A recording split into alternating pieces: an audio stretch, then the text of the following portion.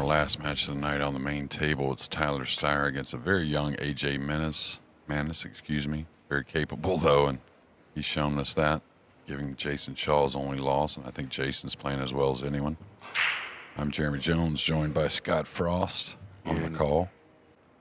One thing you are right about is AJ, well, he is a menace as well as MANAS. Yeah, he's a bright young star in the game. Is he banking this? No way. Okay, trying to smooth it and get in that gap. Tough little shot to open. You're kind of shooting at a soft draw. You know, took that evening off, but it was right out there the next morning. Yeah, beautiful stroke.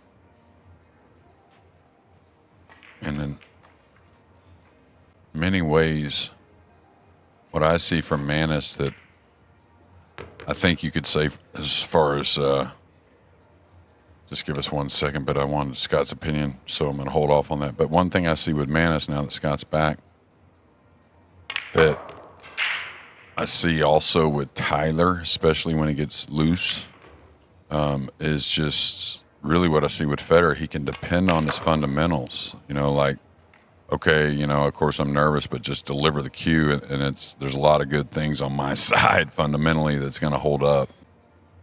Yeah, with his style, it's definitely something where he's kind of mindless. Once he figures out what he's doing, he's just kind of mindless of that and letting the talent take over.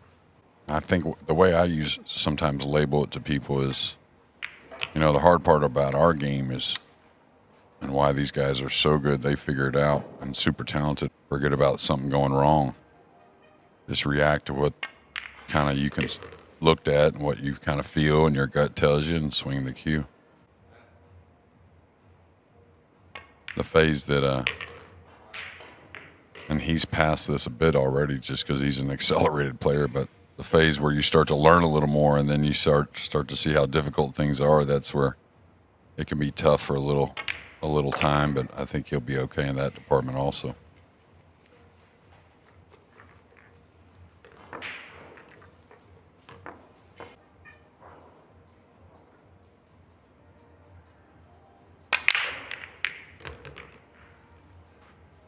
Got the one down. Did Scott? It kind of sounded funny, like there were a lot of little kisses there as the balls were kind of moving around. I like the push shot here. Kind of, it's not going to be easy no matter what it is. So put it where you kind of like it if he gives it back, which isn't totally the case being from the Philippines. You know, he's played a lot of top players, but you know, different circumstances. Yeah, and he's passed it up. So does Tyler recognize? I think you can catch the two here. Double bank the two between the 4 and 6, maybe. I feel like that's a lot to ask. Yeah, it was there, though. Wow. That's the shot I kind of thought he might go for. He gets to let the stroke out a little more. Could get lucky a few ways. Oh, wow. That was something you and I talk about. He left him exactly where he needed to be to just make the ball.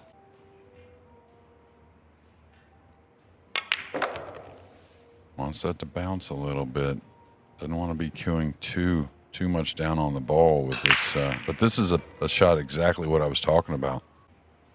Yeah, he's not going to give himself enough time to really think about missing it. I can promise you that. I think it was Hanoi. Okay, where he really started to show a lot in matches and put a lot of heat on some very veteran and experienced and very decorated players.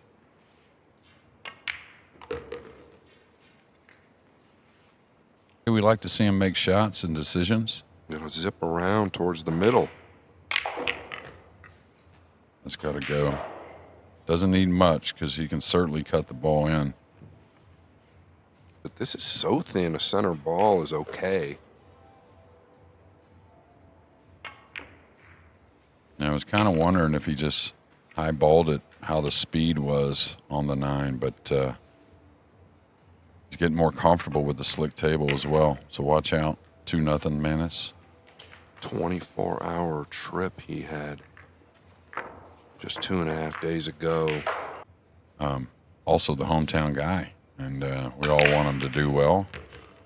And but he stayed on the practice table even when it wasn't so good, and he just kept putting in some time. So we'll see how that unfolds. But hopefully, as good as he breaks the balls, if he just gets settled a little bit, it feels like he can go on a run. He did 2 years ago, winning like 7 out of 8 to start or something like that. Can he get enough? Yeah, he can't even. He's going to have to drop down below the purple. Is that what it is? And put the 2 on the 9, maybe. Something like that.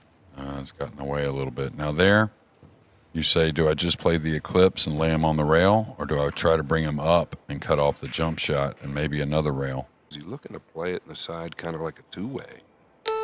Yeah. It's okay.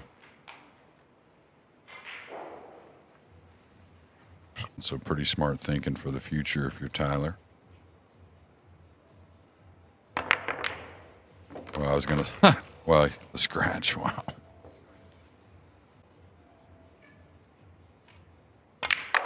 It's coming tight, trying to fall underneath the 4. Hard to argue that. Seen almost 2 days worth. What's your thoughts? Who you like? Any other thoughts you want to add? Well, Jason Shaw, you can't overlook him. He's going to be tough to stop if he continues that mindset and execution. I think the young man that STYER is playing is somebody we need to keep an eye on, and then FSR has slowly creeped up in there. Probably feels like he needs to pick it up a little bit, though, overall, just because we really have gotten used to him being not only great, but very consistent also, and tactically is as good as anyone. And then when it comes to Jason, best thing about Jason, besides how he's breaking, is the mistakes have been just a couple simple ones. Yeah, and let's not forget last year we were treated to his home room, but he had everything under the sun going on during that, so maybe kind of just feels like he is free rolling out here, no distractions. Yeah, and it's what's going to happen if it continues. We've seen this before, good out there from STYER to get on the board. You know, the races to 9, the races to 10 and 11, big events. Yeah, and I mean, you know, he's been over here on the practice table trying to figure it out also. And the funny thing is, you felt like he was getting there, but he said he's going to play a lot of pool, so.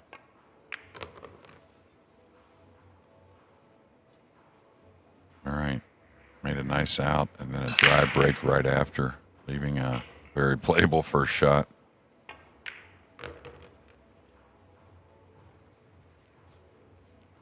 A tick too quick. I mean, he's going to gain that split second with, obviously, maturity. Look at this. Oh, no.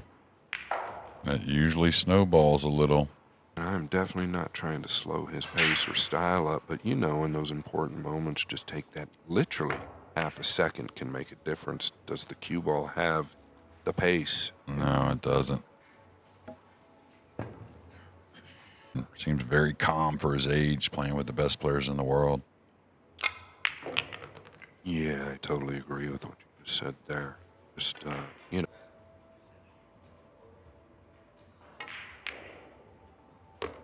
And he missed it to the thin side. That one wiggled in.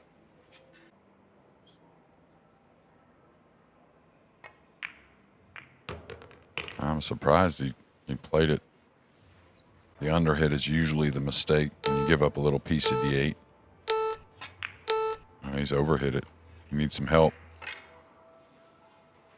This is a big, big gift for the MANAS.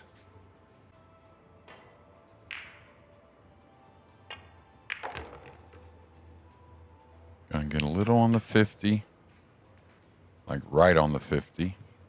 Well, he doesn't want to give this back to STYER after STYER had it in the bag. Kind of squeezed it home. And a 3-1 lead.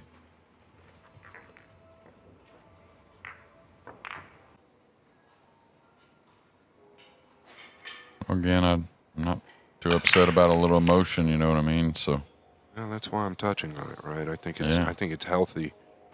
Everybody's got to have it.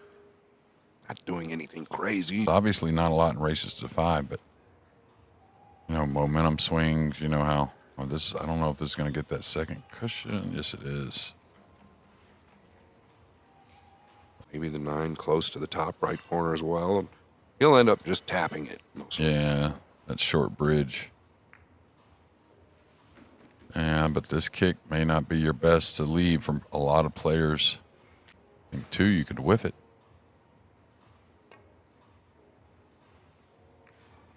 You could hit it perfect. Yeah, I mean, my goodness. Gambling a little bit there, but right on the money. It's easy to overhit that one also because you're a little worried about a rail after contact.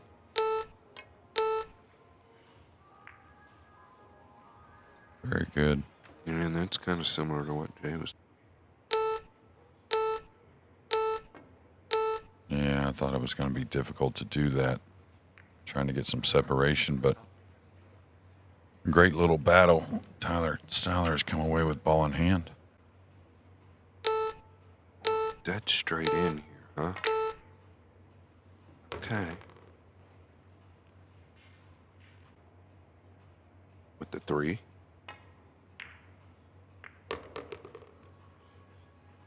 And that type of shot, I mean, when you first get down, it's like, oh, I got to hit it as thin, just like the 7/8 there.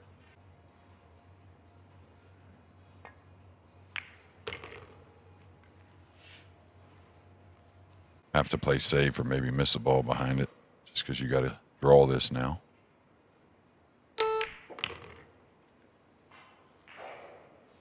Pretty perfect, though. He makes some type of a, an unwarranted mistake. I feel like those follow-up mistakes have kind of gone away with him. You know, the new equipment has motivated him, and he's put in a ton of time with it as well, like he always does. But, you know, he doesn't really, he said that a few times, but he doesn't just say it all the time. But you got to know it. He wants to win so bad.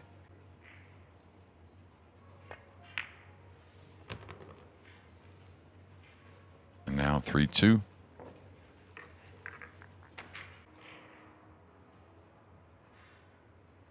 I was just going to say basically on serve and looking to get tied up. What a starter. Just a little above this, you can handle a lot. Stay off the rail, and 4, 5, 6 on the top end. That's a little light. That's surprising. Good thing is, though, the 4 to the 5 is pretty easy. Really confident stroke. Nice and tight on the pink. 2 ways to look at that shot. You either hit the line you want where you can go to the top rail, or you come close where you can kind of maneuver and manage no matter how you fall.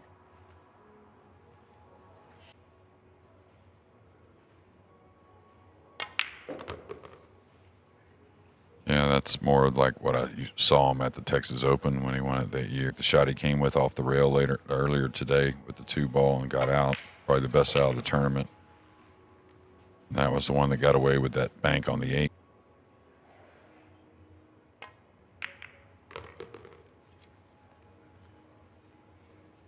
Especially after the glaring mistake he made on the combination following it in.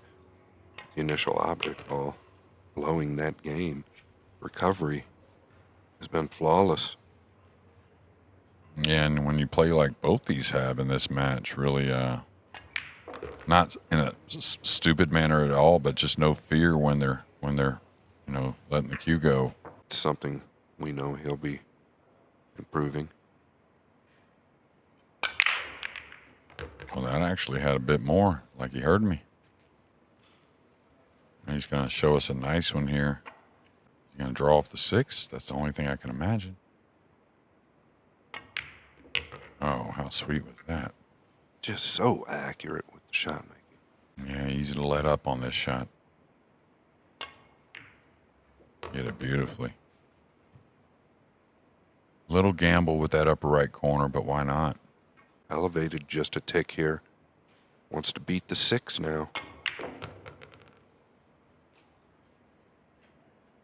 And it's kind of like 2 heavyweights standing in the middle of the ring, just throwing blows back at each other. I mean, it's midnight, another 45 minutes.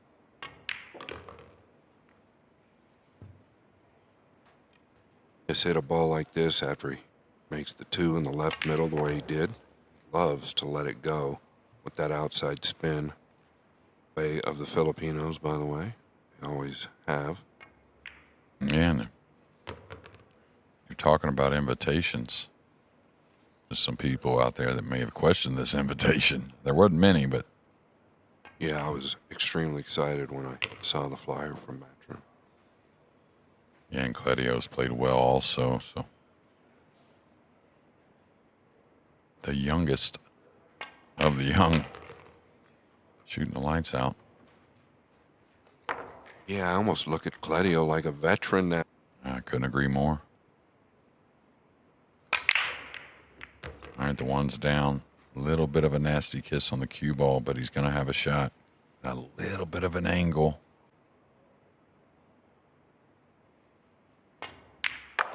Yeah, it's clean, and he moved it too much. Yeah. The only thing that can kill you is hanging it. Usually it will bank away. Oh, he needs a little travel. He's let the cue ball, it opened up enough to where he can kill the rock here. Doesn't have to go up and down. But 3 might even just be able to kill it with a touch of left. You know, really just a flat ball with maybe a pinch of inside there, just dragging it.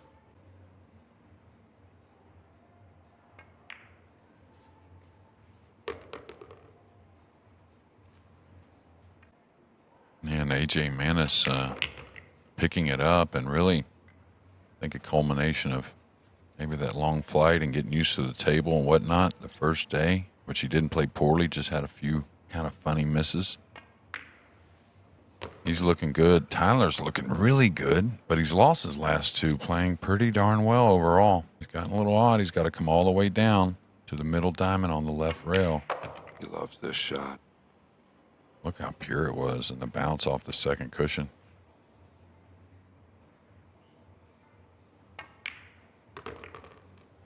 So AJ MANAS with a 5-3 victory and picking up some steam, and really a pleasure to watch for both these guys. Made it not feel like it's almost midnight, Scott. I think we're going to have a look at some scores here in just a moment. But yeah, MANAS, you know, watching that makes you want to tune in to watch more of him, that's for sure.